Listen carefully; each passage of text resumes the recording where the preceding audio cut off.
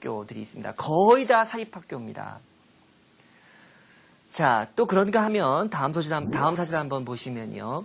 이 당시에 이제 독서열이 일어요. 이제 개몽운동 차원에서 독서를 많이 하게 되는데 이때 가장 그 유명했던 베스트셀러가 바로 월남 망국사입니다. 월남은 베트남이죠. 베트남이 왜 망했는지를 쓴 책인데요. 교훈으로 삼자는 거죠. 그 다음에 이태리 건국 삼걸전이라든가 뭐 미국 독립전쟁사 같은 이런 책들, 또 그런가 하면 을지문덕이나 이순신 같이 우리 민족 영웅의 전기도 많이 읽힙니다. 아주 베스트셀러가 되곤 했었습니다. 그런가 하면 이때 일본의 어떤 작전에 의해서 우리가 일본에게 진 빚, 그 국가가 다른 국가에게 진 빚을 보통 차관이라고 하는데요. 이 차관이 엄청나게 많았습니다. 그래서 대구의 그 가톨릭 신자들을 중심으로 해서 국채보상운동, 나라의 빚을 갚는 운동이 일어납니다. 그래서 이제 성금을 모으는 거죠.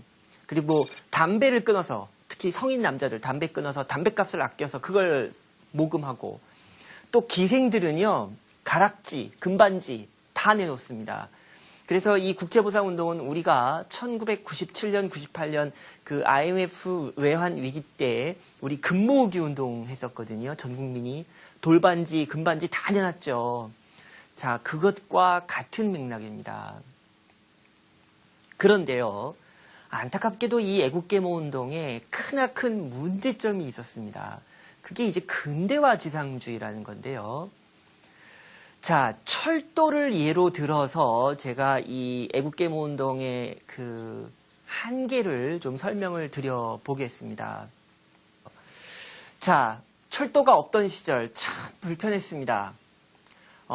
빠르게 이렇게 어떤 장소에서 다른 장소로 빠르게 이동할 수도 없고요. 또 사람이 한꺼번에 많이 이동할 수도 없고, 또 무거운 짐을 한꺼번에 이동시킬 수도 없고, 그러다가 철도가 놓이고 기차가 다니기 시작하면 교통혁명이 이루어집니다. 그리고 교통혁명이 이루어지면 생활 패턴도 바뀌죠. 우리가 왜 뭐 하루 생활권이 됐다, 뭐 반나절 생활권이 됐다, 이런 말들 많이 쓰잖아요. 그러니까 철도라는 건 당시 근대 과학기술이 낳은 정말 대단한 물건이었습니다.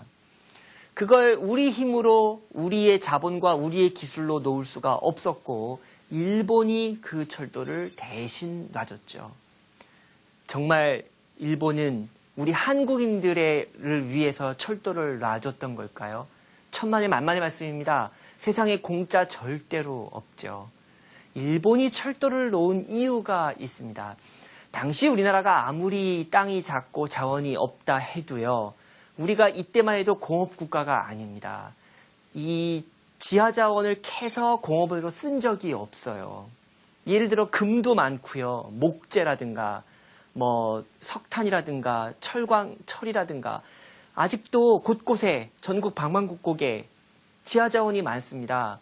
그러면 일본은 그 우리나라에 있는 지하자원을 빨리 캐서 싣고 가야 돼요. 그런가 하면 자기네 일본 공장에서 기계로 대량으로 뽑아낸 상품을 빨리 철도로, 기차로 실어 날아서 전국 방방곡곡에 있는 우리 한국인들에게 또 팔아야 됩니다. 그 이윤을 남겨야죠. 그게 자본주의고 그게 제국주의입니다. 그러려고 우리 조선을 식민지로 잡았어요. 자, 그런가 하면 한국인들 중에는 필연적으로 독립운동하는 사람들이 나와요. 의병부대 나옵니다. 철도가 없고 기차가 없다면 어느 틈에 쫓아가서 그 사람들을 진압할까요? 그렇죠? 빨리 전국적으로 퍼지기 전에 빨리 그 지역에 가서 때려잡아야 되거든요. 그런가 하면 대륙 침략도 해야 됩니다. 일본의 대륙 침략의 꿈은 아주 일찍부터 장기 프로젝트예요. 한반도에서 만족하지 않는다는 얘기죠. 이제 만주, 중국, 러시아로 계속 가야 되는데 철도와 기차가 없다면 어떻게 되겠습니까? 결국 이게 일본이 철도를 놔야 되는, 철도에 목숨을 걸었던 이유입니다. 자, 철도를 놓고 기차역을 만들다 보면은요, 또 어떤 일들이 벌어질까요? 우리나라 사람들이 살고 있던 마을, 집, 또는 우리나라 사람들의 논밭과 산 다 몰수돼요. 지금이야 땅값을 제대로 쳐서 줍니다. 우리 정부가 그렇게 보통 해요. 하지만 이 시절에 과연 일본인들이 우리 한국인들에게 제값을 쳐주고 이걸 몰수했을까요? 천만의 만만의 말씀이죠. 헐값에 다 빼앗았죠. 다 빼앗습니다. 그 다음에 기차역 세우고 철도를 놓는 그 어려운 공사, 대규모 토목공사, 그 인부들은 누굴까요? 우리 한국인들입니다. 그러면 가뜩이나 돈벌이에 바빠 죽겠는데 그 생업 종사하지 못하고 공사판에 달려가서 일하다 보면요. 두들겨 맞기도 하고요. 병들고 다치고 남는 거 없습니다. 남는 거 없는 정도가 아니라 철도가 원수죠. 자, 그러고 나서 이제 기차역이 들어섭니다.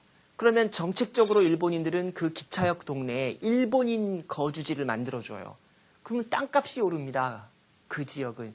여러분들 역세권이란 말 아시죠? 지하철역 끼고 있으면 땅값, 집값 비싸잖아요. 이게 역세권이 되고요. 그 다음에 상권이 형성돼요. 기차역 중심으로. 유통망이 좋기 때문에. 교통이 좋기 때문에. 그러면 집값은 더욱 오르고 일본 상인들은 속된 표현으로 땡 잡는 일이 발생한다. 그런 뜻이죠. 자, 이게 철도가 갖는 진짜 그 진면목이에요. 자, 한번 사진으로 한번 확인해 보실까요? 자, 요게 서울의 서대문역입니다. 서울역 생기기 전에 서대문역, 여기가 이제 처음 경인선 철도의 종착역이었죠. 언뜻 봐도 상당히 부지가 큽니다. 저거 다 우리 한국인들 재산이었던 거죠. 자, 그 다음 사진 보시면 요거는 이제 경부선, 우리나라 최초의 철도는 경인선이었고요. 노량진에서 인천 가는 경인선이었고, 그 다음에 이제 제일 중요한 건 경부선과 경의선입니다. 그래서 부산에서 서울, 서울에서 의주로 가는 이 철도. 이게 결국은 일본과 조선 그리고 중국을 만주를 잇는 거잖아요. 예, 그 기공식 사진입니다. 자, 요거는 용산역이에요. 이 용산역도 이제 서울에서 굉장히 중요한 기차역이고, 특히 용산이라는 곳 자체가 일본군의 주둔지입니다. 그래서 일본군 주둔지다 보니까 그 주변에 일본인 마을이 있죠. 지금 목조식 건물 딱 보더라도 벌써 일본의 건축 양식이라는 걸 알 수가 있죠. 자, 이게 대전역입니다. 별로 크지 않은 동네였는데요. 이 대전이 갑자기 이제 철도 교통의 요지가 되면서 일본인들이 들어가서 일본인 도시가 돼버리는 곳이죠. 자, 요건 신의주역입니다. 신의주는 경부선 경의선 철도의